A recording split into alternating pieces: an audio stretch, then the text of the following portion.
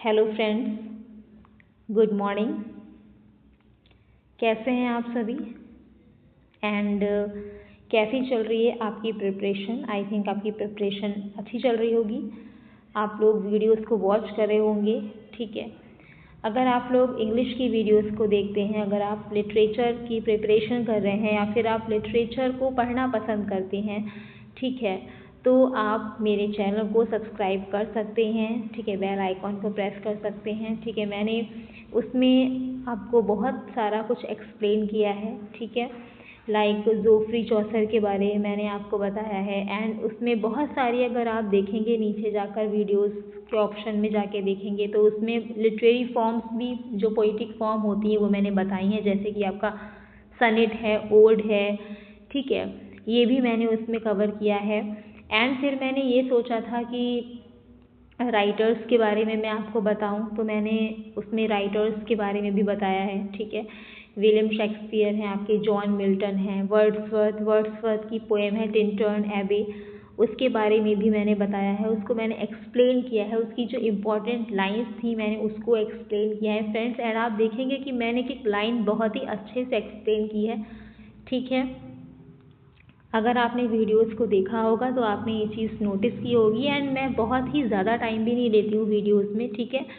तो इसके बाद मैंने आपको ये सब मैं आपको इसलिए बता रही हूँ कि अगर आप चैनल पे नए हैं, अगर आपने अभी तक वीडियोस को नहीं देखा है, अगर आपने ऐसे ही वीडियो को प्ले कर दिया है, तो मैं आपको बता रही हूँ कि अगर आप लिटरेचर पढ़ना चाहते हैं या फिर आप लिटरेचर आपको पढ़ना अच्छा लगता है, फिर आप एग्ज़ाम की प्रिपरेशन करें, आप रिवीजन के तौर पे, ठीक है, आप देख सकते हैं वीडियोस को मेरी। एंड मेरी वीडियो बहुत ही लेंदी नहीं होती है फ्रेंड्स, वीडियो बहुत ही शॉर्ट होती है एंड उसमें इन्फॉर्मेशन आपको बहुत ही अच्छी मिलेगी, क्योंकि मैंने उसमें बहुत ही अच्छे से एक्सप्लेन की हैं चीज़ें, ठीक है। एंड उसके बाद राइटर्स तक फिर मैंने ये सोचा था कि राइटर तो चलो ठीक है, हिस्ट्री ऑफ इंग्लिश लिटरेचर आपको बताया जाए, मतलब जो इंग्लिश लिटरेचर का जो ओरिजिन है, कैसे ये आया और कहाँ से हमको पढ़ना है चीज़ें, ठीक है, कहाँ से कहाँ तक हमें चीज़ें पढ़नी है। लाइक डार्क एज स्टार्ट होती है, इसके बाद एंग्लो सेक्सन होता है, फिर एंग्लो नॉर्मन होता है, रिनेसा है, नियो क्लासिकल है, रोमांटिक है, ठीक है, विक्टोरियन है, मॉडर्न है, पोस्ट मॉडर्निज्म, ये सारी चीज़ें हमको पढ़नी है। एंड इसमें बहुत से राइटर्स मैंने आपको बताए थे, ठीक है। देखिए, अगर आपने वीडियोस को देखा है तो आप उसको ज़रूर से नोट करिए, क्योंकि नोट करना बहुत ज़रूरी है। अगर आप चीज़ों को नोट नहीं करेंगे तो फिर देखने का कोई भी फ़ायदा नहीं है, सब भूल जाएंगे आप, ठीक है। तो उसको नोट ज़रूर करिए। और मैंने बहुत ही सीरीज़ से चीज़ें अब मैंने कवर करनी शुरू करी हैं। अब फिर मैंने सोचा कि थोड़ा सीरीज़ से पढ़ाया जाए आप लोगों को, ठीक है। देखिए, क्या होता है कि जब भी हमें अगर हम पढ़ ही रहे हैं कोई चीज़, ठीक है, तो बीच में से पढ़ेंगे तो आपको वो चीज़ें समझ में नहीं आएंगी। मैं हमेशा जब क्लास लेती हूँ या मैं पढ़ाती हूँ तब भी मैं आपको बताती हूँ कि बीच में से मत पढ़िए, ठीक है। अगर आप कोई भी टॉपिक आपने प्ले किया है, अगर आपने उस वीडियो को प्ले किया, उसमें कोई टॉपिक चल रहा है, तो आप उसको पहले स्टार्टिंग से देख लीजिए। लाइक टिंटर्न एबे मैंने पढ़ाया, तो टिंटर्न एबे अगर आपने बीच में से देखेंगे तो आपको समझ में नहीं आएगा, लेकिन अगर आप फ्रॉम दी स्टार्टिंग आप देखेंगे तो आपको सारी चीज़ें समझ में आएंगी, उसकी सारी लाइंस आपको समझ में आएंगी, है ना। तो वही मैं कह रही हूँ कि चीज़ों को सीरीज से पढ़िए, अच्छे से पढ़िए, अंडरस्टैंडिंग बनती है इससे, एंड आपको अच्छा भी लगेगा, समझ में भी आएगा। एंड आपका बहुत ज़्यादा टाइम मैंने नहीं लिया है, ठीक है, छोटी छोटी सी वीडियो है, ठीक है। हाँ, जब पोएम वगैरह पढ़ाओ तो थोड़ा हो जाता है लंबा, तो जो पोएम है उसमें थोड़ा सा टाइम ज़्यादा हो गया है, बाकी मैंने इतना टाइम नहीं लिया है। लेकिन अगर उसके हिसाब से देखेंगे तो उसमें इंफॉर्मेशन बहुत है, ठीक है, बहुत से फैक्ट जो इम्पॉर्टेंट हैं, जो पता होने चाहिए, जो मोस्ट ऑफ पूछे जाते हैं इन एग्ज़ाम्स, ठीक है, तो वो मैंने कवर अप किया है, मैंने उसको एक्सप्लेन किया है, मैंने बताया है उसको, ठीक है। अच्छा, तो आज मैंने कोई भी, मतलब कोई PDF वगैरह कुछ भी नहीं लिया है, तो आज मैं ऐसे ही आपको कुछ टर्म बताती हूँ जो भी जैसे इम्पॉर्टेंट होते हैं। जैसे कि आपने सुना होगा एबी थिएटर के बारे में, आप सुन लीजिए और जो मैं बोल रही हूँ ना आप उसको नोट कर सकते हैं, ठीक है। कोई PDF वगैरह कुछ नहीं है, बस मैंने ऐसे ही सोचा कि चलो थोड़ा सा आपको फैक्ट जो लिटरेचर में हैं वो बताए जाएं। अच्छा, एबी थिएटर जो है, अगर हम एबी थिएटर की बात करते हैं, एबी थिएटर जो है आपका वो आयरिश मूवमेंट से रिलेट करता है, ठीक है, यानी कि जो आयरिश कल्चर को रिवाइव करना, आयरिश मूवमेंट को, आयरिश कल्चर को ग्रो करना, उसमें ग्रोथ होना, उसी का ये हम कह सकते हैं, उसी के लिए बनाया गया था ये एबी थिएटर। ठीक है, उसी के लिए बनाया गया था एबी थिएटर। और एबी थिएटर को हम कह सकते हैं कि ये आयरलैंड का एक नेशनल थिएटर है, आयरिश कल्चर को बढ़ावा देना एंड आयरिश मूवमेंट को बढ़ावा देना। ठीक है, एंड एबी थिएटर का एक मैनिफेस्टो है, वो आप लोग मुझे कमेंट्स करके बताएंगे कि क्या मैनिफेस्टो है। ठीक है, ब्रिंग अपॉन द, इस टाइप से कुछ है, वो आप मुझे बताएंगे। एबी थिएटर के बारे में मैंने शॉर्ट्स में बताया था, अगर आपने मेरे शॉर्ट्स देखे होंगे तो मैंने उसमें एबी थिएटर के बारे में बताया है। ठीक है, तो आप उसको भी देख सकते हैं एंड आप मुझे रिप्लाई कर सकते हैं जो मैंने पूछा है। अगर हम इसकी इस्टेब्लिशमेंट की बात करें, अगर हम इसके ईयर की बात करें तो 1899 से लेकर के 1900 मतलब इसका इस्टेब्लिश हुआ था। ये आपको ईयर याद रखना है। ठीक है, ये आपको ईयर याद रखना है एबी थिएटर के बारे में। ठीक है, एंड इसमें आपको ध्यान रखना है नेम, W.B. ईट्स का आपको नेम याद रखना है, W.B. ईट्स। ठीक है, W.B. Yeats and lady Gregory का आपको नेम ध्यान रखना है। अगर हम आयरिश कल्चर की बात कर रहे हैं, ग्रेगरी। ठीक है, इसमें और भी सारे हैं, J.M. सिंज हैं।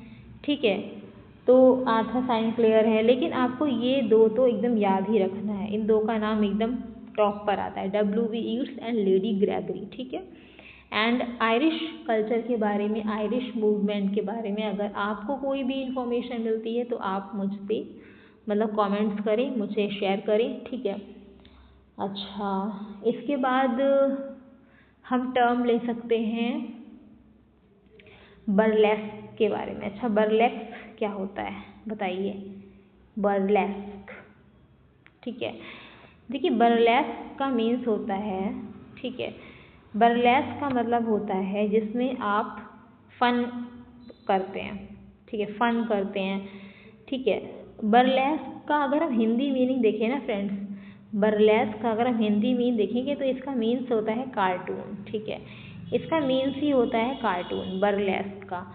ठीक है, तो जिसमें आप फन को ऐड कर रहे हैं, जिसमें आप हंसी मजाक कर रहे हैं, एक ऐसा प्ले जिसमें हंसी ठिठोले हो रहे हैं, ढाका मार मार के हंसी मतलब खिल्ली उड़ाई जा रही है, खूब एकदम फुल इसमें मतलब फन हम कह सकते हैं, हम इसमें ऐड कर दें, वो बर्लेस्क होता है, उसको हम बर्लेस्क बोलते हैं। ठीक है, एंड अगर हम बर्लेस्क को थोड़ा सा रिलेट करें पैरोडी के साथ में, तो पैरोडी भी यही होता है।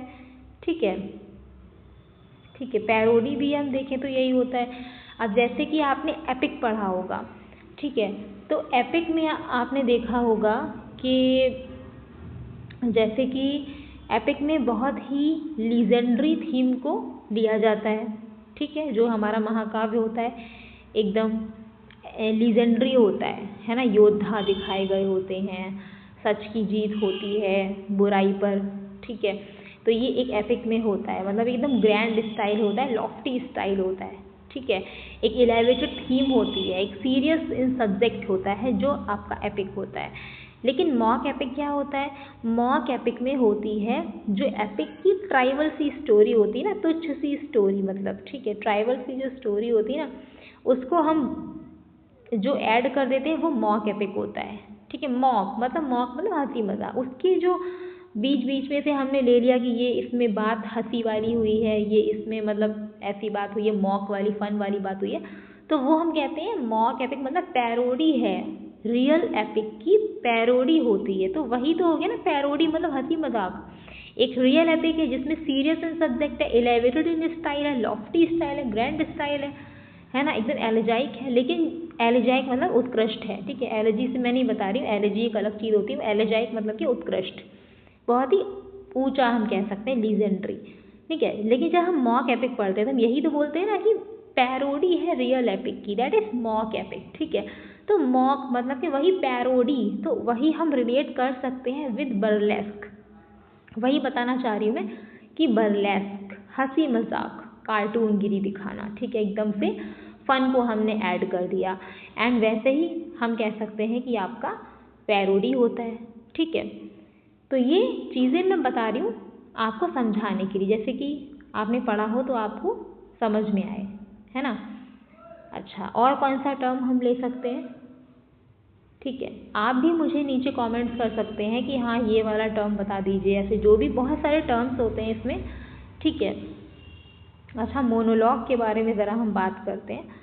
मोनोलॉग, ठीक है। मोनोलॉग, जैसे कि मोनो का मतलब होता है आत्म एंड लॉग का मतलब होता है भाषण। जैसे कि मोनोलॉग आत्म मंथन करना, बात करना, एक्सप्रेस करना खुद की फीलिंग को। एक अकेला व्यक्ति खड़ा है ऑन द स्टेज, एक ऐसा पर्सन खड़ा है, वो बोल रहा है, अपने में खो करके बोल रहा है कि हाँ ऐसा हुआ वैसा है, ये चीज़ें मेरी, ये लाइफ की इवेंट्स को गिनवा रहा है, ये फिर ऐसा मैंने ऐसा फील किया, फिर ऐसा, मतलब मोनोलॉग आत्मभाषण, तो वो मोनोलॉग होता है, ठीक है। जिसमें मोनो का मतलब होता है आत्म एंड लॉग का मतलब होता है भाषण देना, मतलब स्पीच से हम रिलेट कर सकते हैं, तो वो आपका मोनोलॉग होता है, ठीक है। अच्छा, एंड चलिए फिर हम बात करते हैं इसके बाद लाइटोट्स। लाइटोट्स क्या होता है फ्रेंड्स, लाइटोट्स। अच्छा, लाइटोट्स की अगर हम देखें तो लाइटोट्स जो होता है ना, वो एक फिगर ऑफ स्पीच होता है, ठीक है। लिटरेचर में फिगर ऑफ स्पीच भी बताऊंगी, ठीक है। अभी फिगर ऑफ स्पीच भी एक टॉपिक है पूरा, लिटरेचर में बहुत सारे फिगर ऑफ स्पीच हैं, लाइटोट्स, पन, ओके, एंटाना क्लासेस, ठीक है। तो लाइटोट्स की अगर हम बात करें तो ये एक टर्म है, ये एक फिगर ऑफ स्पीच है। लाइटोट्स हम यूज़ करते हैं जैसे कि आपको किसी की पॉजिटिव क्वालिटीज़ को एक्सप्रेस करना है, लेकिन आप वर्ड पॉजिटिव उतना यूज़ नहीं कर रहे हैं, ठीक है। जैसे कि हमने कहा, जैसे कि हम एक सेंटेंस ले लेते हैं कि शी इज़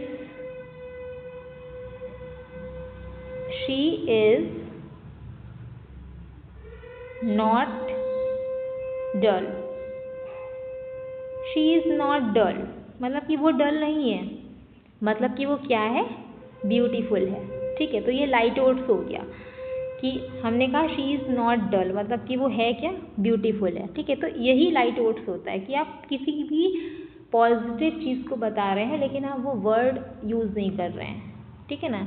आप मुझे लाइटोट्स के एग्जाम्पल्स कमेंट्स करिएगा, लिखिएगा एग्जाम्पल, सेंटेंस बनाइए इस टाइप से, ठीक है, कि लाइटोट्स हम कहाँ पे यूज़ कर सकते हैं, कैसे यूज़ कर सकते हैं, ठीक है। जैसे हमने कह दिया कि he is not weak, he is not so weak, मतलब कि वो वीक नहीं है, मतलब कि वो स्ट्रॉन्ग है ना। हमने कहा था नहीं, ही इज़ नॉट वीक मतलब कि वीक नहीं, तो मतलब क्या है, स्ट्रॉन्ग है, तो ये लाइटोट्स होता है, ठीक है। अच्छा, और मुझे बताइए टर्म, कौन से टर्म हम लोग पढ़ सकते हैं, आप लोग मुझे कमेंट्स करिएगा कि हम लोग कौन से टर्म पढ़ सकते हैं, ठीक है। और कोई टर्म, अच्छा एक टर्म होता है एनाफोरा, ठीक है। एनाफोरा पता है क्या होता है आपको, मुझे अभी याद आया ऐसे, एनाफोरा, देखिए एनाफोरा का मीन्स ये होता है, एनाफोरा कैसे यूज़ होता है किसी भी पोम में, जैसे कि कोई भी पैराग्राफ लिखा है, ठीक है, मान ली कोई भी पैराग्राफ लिखा है, ठीक है, एंड उसमें जो स्टार्टिंग के वर्ड्स हैं, स्टार्टिंग की line, first line, second line, मतलब every line from the starting जो वर्ड्स हैं वो सेम हैं, वो क्या है, वो सेम है, वो हम कह सकते हैं कि वो एनाफोरा होता है, ठीक है। जैसे कि it was the best of life, it was the best of life, ठीक है, it was the worst of life, ये एक पोएम की लाइन है। अगर आपको पता है तो आप लोग बता सकते हैं कि कौन से पोएम की लाइन है ना। तो it was the best of life, it was the worst of life, ठीक है। ऐसे और भी इसमें लाइन्स हैं, भी मुझे नहीं याद आ पा रहा है, तो आपने देखा होगा इट वॉज द, ऐसे नीचे भी है इट वॉज द, ठीक है। तो ये जो इट वॉज द है ना, ये बार बार यूज़ हो रहा है, पैराग्राफ एक ही है, ठीक है। पैराग्राफ में 4 से 5 लाइन्स हैं एंड इसमें इट वॉज द करके इट वॉज द ये बार बार रिपीट हो रहा है, ठीक है।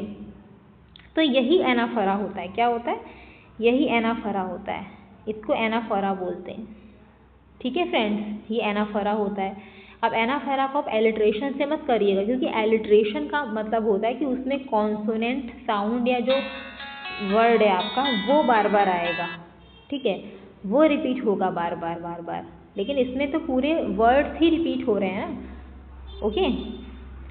जैसे कि एलिट्रेशन का एग्जांपल हम ले सकते हैं, how high his highness hold is haughty head, तो उसमें एच बार बार आपको लिखा मिलेगा, लेकिन इसमें सिर्फ एच नहीं, इसमें तो इट वॉज द पूरा ही लिखा मिल रहा है, तो ये एनाफोरा है एंड वो आपका एलिट्रेशन है, ठीक है। तो फ्रेंड्स आज के लिए इतना ही है। कुछ अदर टर्म्स अगर मुझे मिलते हैं तो वो भी मैं आपसे डिस्कस करूँगी। बस आज मैंने टर्म्स डिस्कस करने थे आपसे कि चलो थोड़ा कुछ अलग से, है ना, कभी कभी कुछ अलग से पढ़ लेना चाहिए, हमेशा वही PDF का एकदम लगता है थोड़ा पढ़ते पढ़ते। तो आज के लिए फ्रेंड्स इतना ही है, मिलते हैं नेक्स्ट वीडियो में। आप लोग इसको ज़रूर से नोट करिएगा एंड आप सेंटेंस बनाइएगा इसमें, ठीक है। चलिए, thank you so much. Yes friends, मैं आपसे एक बात और कहना चाह रही थी, मैं भूल गई थी। मैं ये कहना चाह रही थी कि आप लोगों ने मेरे चैनल को सब्सक्राइब किया है एंड उसके लिए बहुत ही बहुत शुक्रिया, बहुत ही बहुत थैंक यू जिन लोगों ने भी किया है। एंड मैं आपसे ये बोल रही थी कि शायद किसी ने सब्सक्राइब के चक्कर में अनसब्सक्राइब कर दिया है चैनल को, क्योंकि मैं देख रही हूँ कि मेरे सब्सक्राइबर कम हो गया है, ठीक है। तो ज़रा उसको थोड़ा चेक कर लीजिएगा कि आपने सब्सक्राइब के चक्कर में कहीं अनसब्सक्राइब तो नहीं कर दिया है चैनल को, है ना, अनसब्सक्राइब हो गया हो शायद, क्योंकि आपने सोचा होगा सब्सक्राइब करना है, आपने प्रेस किया होगा, तो शायद वो आपका सब्सक्राइब पहले से ही होगा, आपने सब्सक्राइब पहले किया होगा, आपको नहीं याद आ रहा होगा। तो जैसे मैं बताती हूँ कि जिसने किसी ने भी नहीं किया हो सब्सक्राइब, वो सब्सक्राइब कर ले। तो हो सकता है आपने भी सब्सक्राइब किया हो, लेकिन आपने क्योंकि पहले से ही सब्सक्राइब कर रखा होगा तो वो अनसब्सक्राइब हो गया है फ्रेंड। तो आप जिसने भी मतलब किया है, आप उसको एक बार मतलब जितने भी लोग सुन रहे हैं वो उसको एक बार चेक कर लीजिए कि अनसब्सक्राइब तो नहीं कर दिया है आपने, ठीक है। एक बार आप चेक कर लीजिएगा कि मतलब अनसब्सक्राइब तो नहीं है, देख लीजिए सब्सक्राइब ही है कि नहीं है, क्योंकि शायद गलती से हुआ है, पता नहीं कैसे हुआ है, ठीक है। तो ज़रा चेक कर लीजिएगा, ओके फ्रेंड्स। चलिए ठीक है फिर, थैंक यू सो मच, यही बोलना था।